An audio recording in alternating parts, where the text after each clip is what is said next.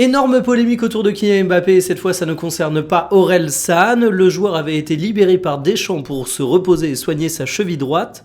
Résultat, il en a profité pour aller à Dubaï et prendre une photo dans un club de paddle. Alors on sait pas s'il a joué au paddle, j'espère pas parce que franchement en termes de récupération c'est pas franchement conseillé, mais de manière générale on peut quand même dire qu'il y a eu énormément de commentaires là-dessus. En fait pour moi il y a deux grands problèmes.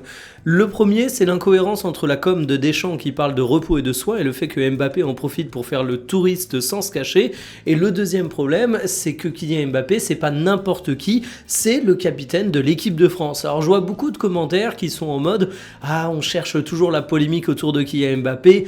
Sortez un petit peu de votre pays et de vos œillères. Si le capitaine du Portugal fait ça, énorme polémique. Si le capitaine de l'Espagne fait ça, énorme polémique. Si le capitaine de n'importe quelle sélection faisait ça, il y aurait une énorme polémique. Parce que, ok, on peut se dire que c'est pour faire reposer Kylian Mbappé, qu'il a un calendrier chargé, que le déplacement en Azerbaïdjan aurait servi à rien. Mais vous croyez que Michael Olise, il n'a pas un calendrier surchargé?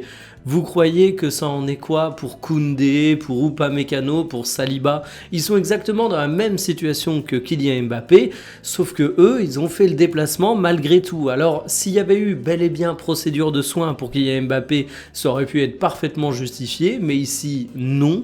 Alors, est-ce qu'il y a un scandale sur le fond de l'affaire? Moi, je trouve ça dommage, mais honnêtement, c'est un truc sur lequel je vais passer l'éponge et que j'aurais déjà oublié dans 2 semaines.